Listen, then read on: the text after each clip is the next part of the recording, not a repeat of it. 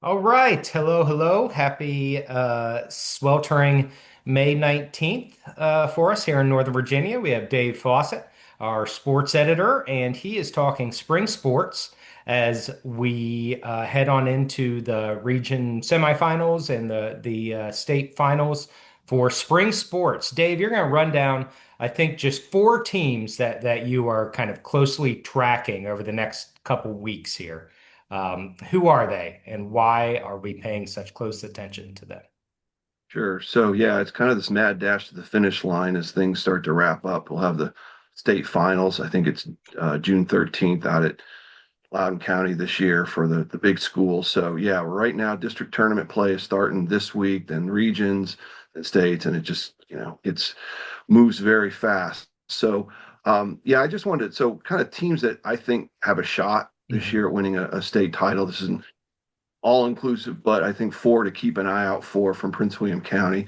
I think I'm going to start with girls lacrosse and Battlefield. They've reached the state semifinals the last 4 years. 2 years they've made it to the state finals, and they really have they just haven't been able to win that kind of elusive first state title. So, but this year, I think they've got a very good chance again of doing it. They returned most of their players, including a really stellar sophomore class with, including two All-State players back from last year, Lily Baldwin and Aaron Whitaker. They've got their first team All-State goalie back and Jenna Buzzy. They've got Reagan Farrick, who's taken over the program. She was helping Mary Kugler last year. Mary retired, and now Reagan's taken over. And Regan, I keep saying Reagan. Excuse me, it's Regan Farrick. And so they had a really good non-district schedule. They lost twice, but both losses were to two of the better teams out of Arlington and Fairfax County. They lost to Yorktown, who's the two-time defending state champ, by one goal, and I think they lost to Oakton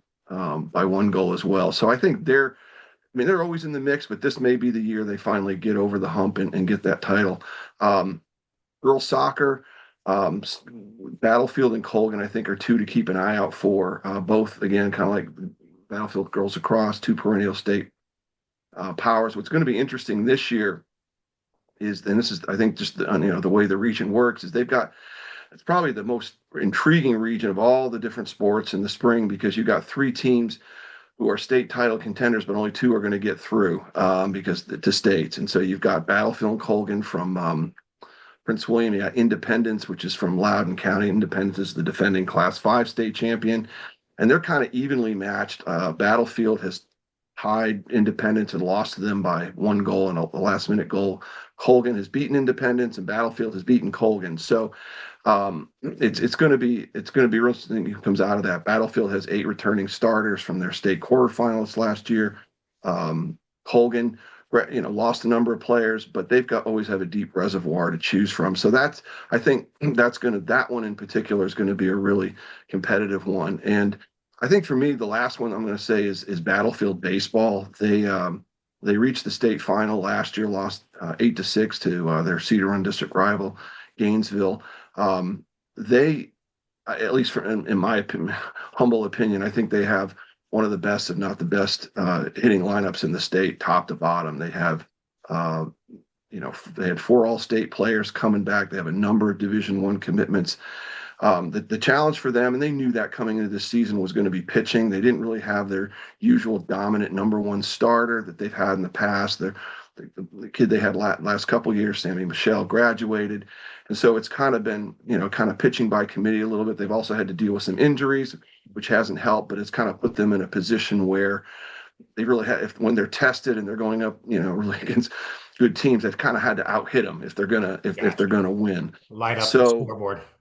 right. So if they can kind of get that situated, at least enough on the pitching end, the hitting certainly is there, and that's kind of their bread and butter. But if they can get the pitching at least manageable to keep in games, the hitting will take care of itself. So those are the four, I think, at least right now, that I'm kind of curious to see what they do. Battlefield baseball had a very competitive non-district schedule, which is what their head coach Jay Burkhart wanted, and Mhm. so they're certainly battle tested, as really all these teams are. Yeah. But as it gets down to crunch time, it's kind of like restart on the season, and you know and see what happens.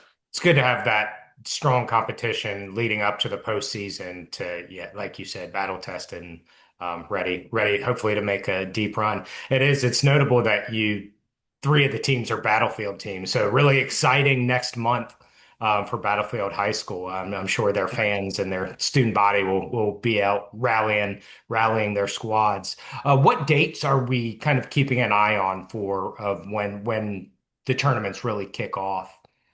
Well, it depends on the sport. Like regional lacrosse starts this Friday, Mhm. but the rep like baseball, soccer, and softball all start next week. Next week. And then they'll carry, weather permitting, everything moves forward. And then the state quarterfinals.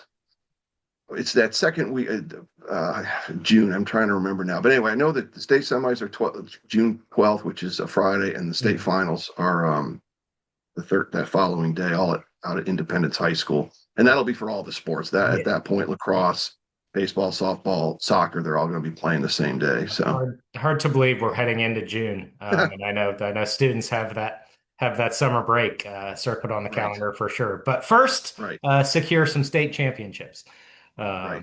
So that's awesome, Dave. Thanks for giving our readers and our viewers, listeners here, kind of a quick primer on what to monitor Yep. in Prince William sports as we head into the postseason. So keep Keep up the great if you work. Can't thank you enough.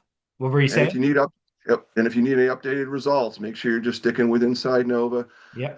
because with all the pairings and the matchups and who's doing what, because we'll have all of that, Yep. plus coverage. So Yeah, that's just if you keep just want to tracking. head to the sports, go to Prince William Sports, the Inside Nova sports section, and then of course we have a plethora of other news coverage from around the region.